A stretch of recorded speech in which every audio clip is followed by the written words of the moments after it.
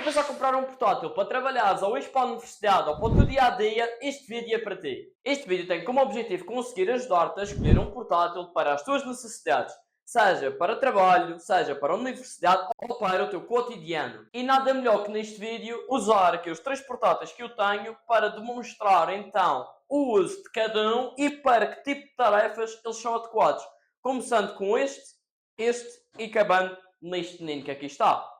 Então, bora lá começar. Vamos então começar com as características mais importantes se tu queres ser um estudante. Se tu és um estudante, como eu já fui, acabei exatamente este ano, tu vais precisar de um portátil que consiga oferecer rapidez, armazenamento e memória para conseguires fazer inúmeras coisas ao mesmo tempo. Neste caso estou a falar da RAM. Em pleno 2025, 8 GB, mesmo que seja para Excel ou Office e trabalhos simples, já não é suficiente.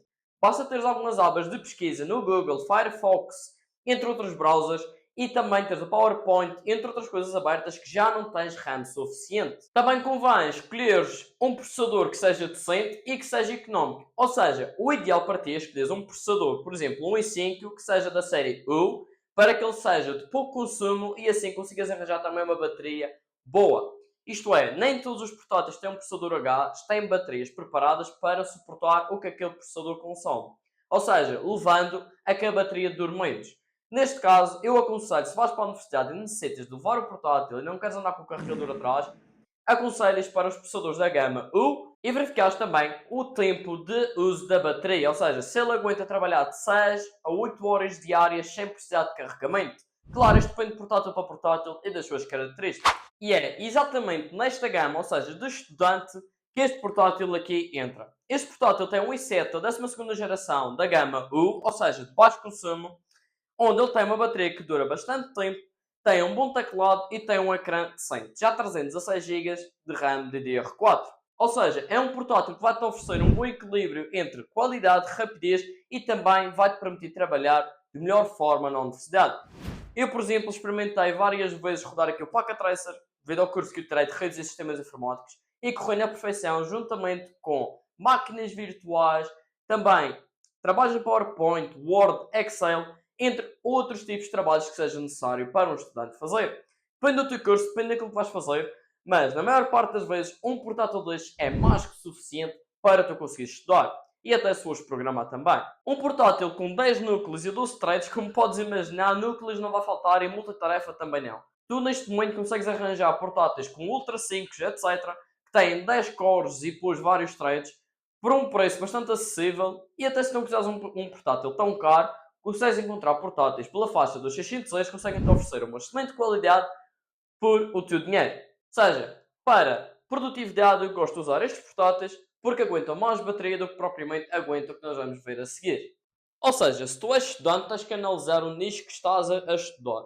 No caso, em geral, um portátil que já tenha um i5 ou um Ultra 5 vai ser um portátil suficiente para te conseguir fornecer uma boa experiência de estudo. Ou seja, muito mais do que isto não necessitas.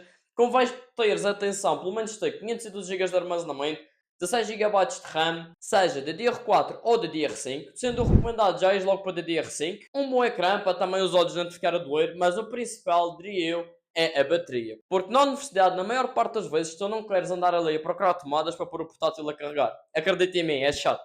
Agora vamos falar das pessoas que querem trabalhar ou jogar. Neste caso, quando o intuito é jogar ou trabalhar, normalmente procuramos máquinas mais potentes para que possam nos fornecer uma boa experiência de trabalho. Para o computador não andar ali a engasgar porque tens 50 páginas de Excel e um ficheiro de 16 megabytes. Se pensas 16 megabytes de Excel é pouco, meu caro, ainda não abriste uma folha de Excel.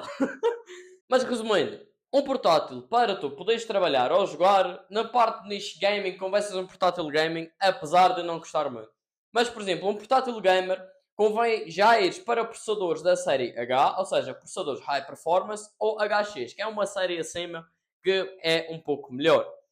E também já és com pelo menos 32 gigabytes de RAM. E agora vocês começam, Não sei o que, 32 GB, foi o que é preciso estar.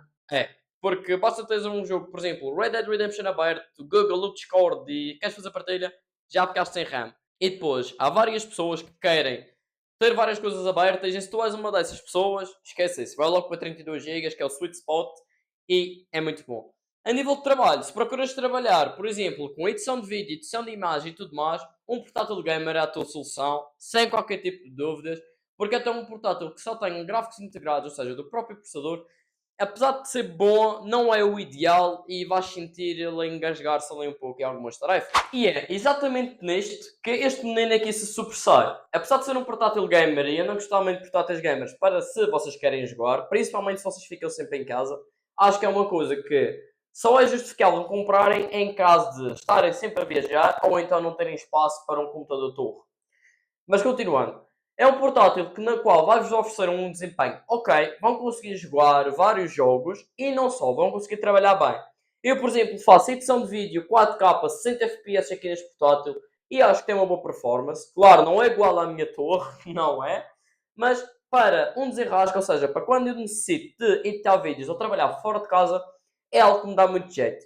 E se eu procuras algo deste género que possa te oferecer mais versatilidade, onde possas trabalhar de qualquer lugar, um portátil gamer é muito chamativo. A questão que tens de ter em mente é o desgaste. Estes portáteis têm muito desgaste devido a serem muito compactos, as peças aquecem mais. Em geral, se não tens um bom sistema de refrigeração, que 90% das vezes as pessoas não investem, o teu portátil vai ter muito mais desgaste e assim durando menos. Fora que, a nível de reparações, cada vez fica mais difícil, apesar destes portáteis até não serem tão maus. Agora, para nível de trabalho, se tu és versátil e queres andar sempre fora de casa e a trabalhar fora de casa, top, recomendo. Tenha atenção que estes portáteis a nível de bateria, esquece, não valem nada. São coisas que se começas a trabalhar minimamente uma coisinha pesada da bateria fazes.